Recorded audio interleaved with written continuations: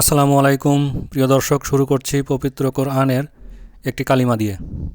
বিসমিল্লাহির রহমানির রহিম। ওয়ালাকাদ ইয়াসসারনাল কোরআন লিযিকরি ফাহাল মিম মুদ্দাকির। And we have certainly made the Quran easy for remembrance.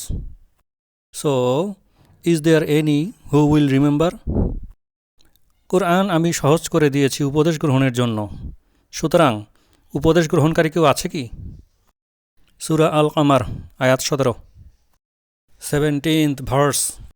Metaphorically, in this line, Allah subhanahu wa ta'ala is seeking a slave from us who will hear his advice. আমাদের মধ্য হতে আল্লাহ তাআলা এমন কাউকে খুঁজছেন যিনি তার উপদেশ শ্রবণ করবেন। কি সেই উপদেশ? উপদেশের নাম আল কোরআন। ইন হুয়া ইল্লা যিকরুল লিল আলামিন। ইন হুয়া এটি নয়, ইল্লা ব্যতীত, যিকরুল লিল আলামিন বিশ্বজগতের জন্য উপদেশ। এটি তো বিশ্বজগতের জন্য উপদেশ ছাড়া আর কিছুই নয়।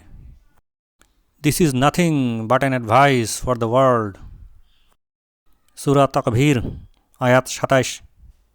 এভাবেই বিশ্বজগতের জন্য আল্লাহ তাআলা আল কোরআনকে ওপেন করে দিয়েছেন, খুলে দিয়েছেন, উন্মুক্ত করে দিয়েছেন।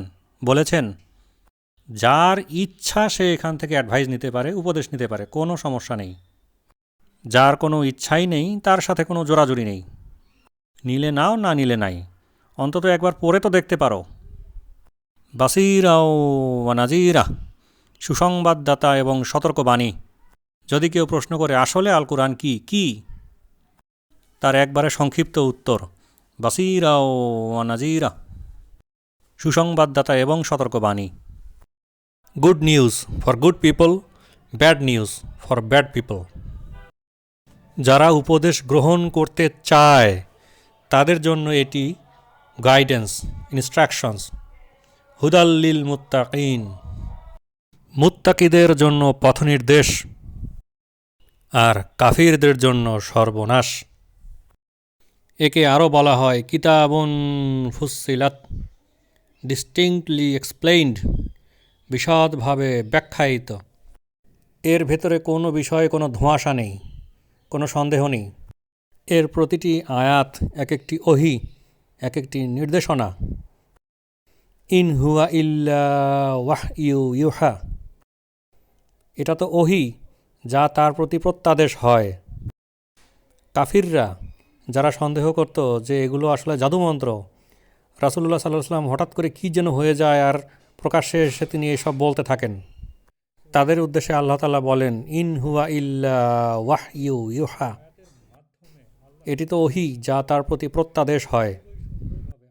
কোরআন যদি আল্লাহ তাআলার প্রেরিত কোনো কিতাব না হতো, এর আয়াতগুলো যদি তার নিকট থেকে না আসতো, কোনো মানুষের সৃষ্টি হতো, কোনো মানুষের মন গড়া বাণী হতো, তাহলে এর ভেতর অসংখ্য অসঙ্গতি থাকত।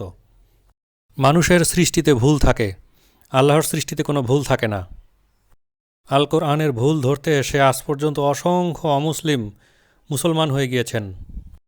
এটি একটি চ্যালেঞ্জ, একটি অব্যর্থ মারণাস্ত্র যা কাফিরদের মর্মমূলে আঘাত করে। মা তারা ফি খালকির রহমানি মিন তাফাউত ফারজিইল বাসারা হাল তারা মিন ফুতুর। আল্লাহর সৃষ্টিতে তুমি কোনো খুঁত দেখতে পাবে না। তুমি আবার ফিরে দেখো, তুমি কোনো ত্রুটি দেখতে পাও কি? কাজেই এটি একটি চ্যালেঞ্জ। আজ পর্যন্ত এই চ্যালেঞ্জ কেউ ওভারকাম করতে পারেনি। অনেকেই এই চ্যালেঞ্জ গ্রহণ করতে এসে নিমজ্জিত হয়ে গেছে, হয় হার মেনে ফিরে গেছে অথবা ইসলাম কবুল করতে বাধ্য হয়েছে।